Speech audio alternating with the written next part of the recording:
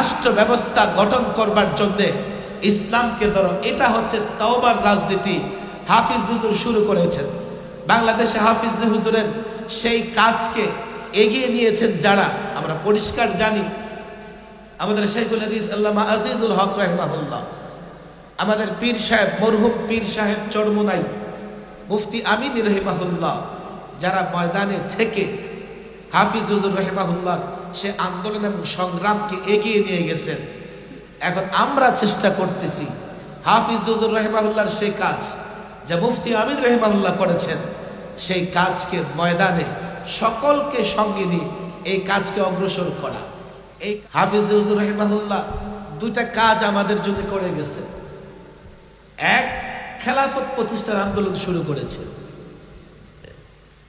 দুই, তওবার রাজনীতির ডাক দিয়েছেন। এই জাতির সাধারণ মুসলমান যারা, তাদের কাছে এটা স্পষ্ট নয় যে হাফিজ হুজুর খেলাফতের ডাক দিলেন। খেলাফত মানে কি? আমরা এই জমিনে আল্লাহর খলিফা, আল্লাহর প্রতিনিধি। ইন্নী জাইলুম ফিল আরদি খলিফা।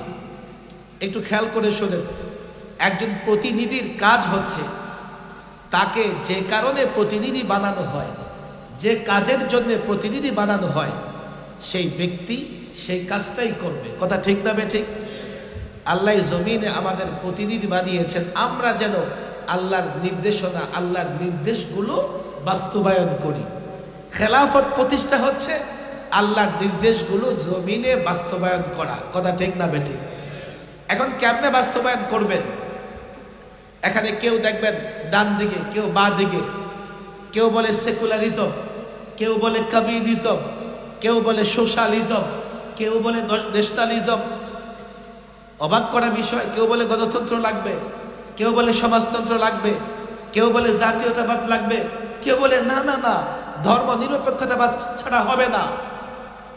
নানা তন্ত্র মন্ত্র নিয়ে আমার সাধারণ যুবকেরা ব্যস্ত। তারা বুঝতেই চেষ্টা করে না তুমি মুসলমান, তোমার জন্য ইসলাম ছাড়া অন্য কোনো তন্ত্রে মন্ত্রে মুক্তি নাই। আমি তোমাদের বলি একটু বুঝো, বুঝার চেষ্টা করো। তওবার রাজনীতির ডাক দিয়েছেন হাফিজ হুজুর, ভুল করেছো। এবার ইসলাম বুঝো, ইসলামী রাজনীতি বুঝো, বুঝে তন্ত্র মন্ত্র ছেড়ে ইসলামী রাজনীতি ধরো। এটাই তওবা। ফিরে আসো, সমস্ত তন্ত্র মন্ত্র থেকে ফিরে আসো, এসে কোরআন সুন্নাহ ভিত্তিক এই কাজকে গতিশীল করা, এই কাজকে ত্বরান্বিত করা, যাতে দ্রুত এই জমিনে কোরআন সুন্নাহর শাসন ব্যবস্থা চালু করা যায়। আর এর জন্যে আমাদের একটা সংঘবদ্ধ ঐক্যবদ্ধ শক্তি লাগবে। আমি আলেমদের বলি, মাদ্রাসার ছাত্রদের বলি, হ্যাঁ আমি যখন এই কথাগুলো বলছি, আমার জেনারেল শিক্ষিত ভাইয়েরা যারা আছো, কলেজের ছাত্র, ইউনিভার্সিটির ছাত্র, সাধারণ রাজনৈতিক দলের কর্মী, তোমাদের প্রশ্ন হতে পারে আপনি যেদিকে আমাদের ডাকছেন সেদিকে গেলে কি হবে? কি হবে জানো? দেশে দেশে স্থায়ী বন্দোবস্ত তৈরি হবে, স্থায়ীভাবে মুক্ত হবে। আর কেউ তোমাদের পরাধীন করতে পারবে না, তোমার রাষ্ট্রে কেউ হস্তক্ষেপ করতে পারবে না। কেন জানো? ইসলাম হচ্ছে সুন্দরের ধর্ম, ইসলাম সৌন্দর্যের ধর্ম, ইসলাম ন্যায়ের ধর্ম, ইসলাম ইনসাফের ধর্ম, ইসলাম শান্তির ধর্ম, ইসলাম সাম্যের ধর্ম, ইসলাম হচ্ছে ন্যায় বিচারের ধর্ম, ইসলাম হচ্ছে সুষম অর্থ ব্যবস্থার ধর্ম, ইসলাম হচ্ছে বিজয়ের ধর্ম। ইসলাম যদি ধরো, ইসলাম যদি মানো, তোমাকে কেউ পরাজিত করতে পারবে না। আমি যে বন্দোবস্তের কথা বলছি, আমি জানি 5 আগস্টে পরিবর্তন হয়েছে। পরিবর্তন হয়েছে মানে আমি মুক্ত হয়েছি। 5 আগস্টের পরিবর্তন দরকার ছিল।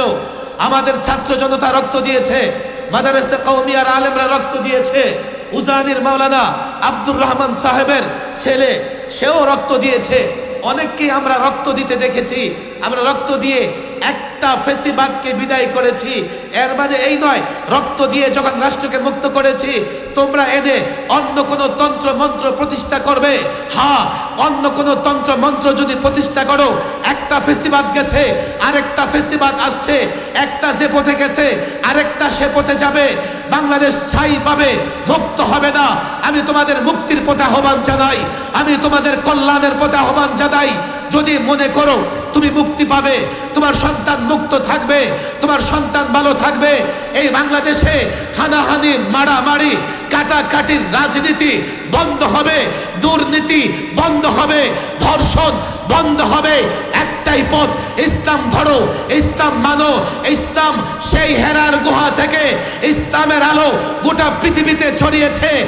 এক মুহাম্মদ আরবি, এক মুহাম্মদ আরবি মক্কায় অসহায় ছিলেন, মক্কায় থাকতে পারে নাই, মদিনায় চলে গেছেন, মদিনায় রাষ্ট্র গঠন করেছেন। এরপরে গোটা পৃথিবীর আফ্রিকা থেকে আমেরিকা পর্যন্ত, এশিয়া পর্যন্ত, বাংলাদেশের রংপুর পর্যন্ত ইসলাম ছড়িয়েছে, ইসলাম বিজয় হয়েছে, ইসলাম বিজয় হবে। ইসলাম ধরো, ইসলাম মানো। যদি মুসলমান সত্যিকার অর্থে হয়ে থাকো, যদি দুনিয়া আখিরাতের কল্যাণ চাও, যদি মনে করো দেশ ভালো থাকবে, যদি মনে করো দেশ স্বাধীন থাকবে, যদি মনে করো তুমি স্বাধীন থাকবে, আল্লাহর কসম ইসলাম ধরো, ইসলাম মানো। হোক ক্ষুদ্র বাংলাদেশ, হোক অস্ত্রহীন বাংলাদেশ, হোক দুর্বল বাংলাদেশ, ইসলাম যদি ধরতে পারো, ইসলামের ঝান্ডা যদি উঁচু করতে পারো, ১৫০০ বছর আগে যেভাবে সাহাবায়ে কেরামকে আল্লাহ সাহায্য করেছেন, যেভাবে তাবেঈদেরকে আল্লাহ সাহায্য করেছেন, যুগে যুগে যেভাবে আল্লাহ মুজাহিদদের সাহায্য করেছেন, এই মাদ্রাসা কওমিয়ার ছাত্র জাগ্রত হও, ঐক্যবদ্ধ হও, জাতিকে জাগ্রত করো, জাতির সন্তানকে জাগ্রত করো। আল্লাহর কসম করে বলি, রাজনৈতিক শক্তি গঠন করো।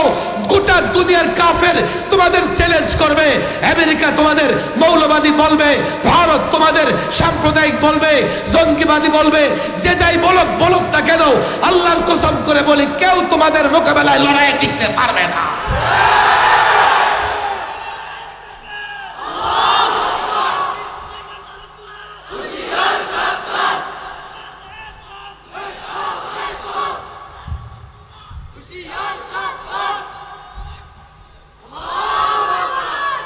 হাফিজ হুজুর রাহিমাহুল্লাহ, সেই মিশন আল্লামা মুফতি আমিন রাহিমাহুল্লাহ কাজ করেছেন।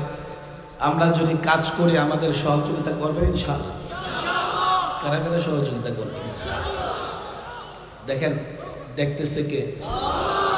আমি আবারও বলছি, আমি যদি কখনো ভুল পথে পা বাড়াই, মোটেও আপনারা আমাকে অনুসরণ করবেন না। কিন্তু আমি যদি আমার আকাবের আসলাফদের পথ ধরে অগ্রসর হই, মাদ্রাসা কওমিয়ার ছাত্র, ওয়াদা করো পাক্কা সহযোগিতা করবা তো ইনশাআল্লাহ। ওলামায়ে কেরামের হাতে দড়ি, পায়ে দড়ি, কিয়ামত পর্যন্ত আমরা কেউ বাঁচবো না। আমাদের আকাবের আসলাফরা বড় মেহনত করে ইসলামের আমানত আমাদের হাতে দিয়ে গেছেন, ইসলামের ঝান্ডা আমাদের হাতে তুলে দিয়ে গেছেন। আমরা সেই আমানত রক্ষা করব তো ইনশাআল্লাহ। আমরা সেই ঝান্ডা উঁচু করে ধরে রাখবো তো ইনশাআল্লাহ। আমাদের সহযোগী হবেন তো ইনশাআল্লাহ। আল্লাহ তাবারক ওয়া তাআলা আমাদের সকলকে দ্বীনের জন্য কবুল আর মঞ্জুর করে দিন।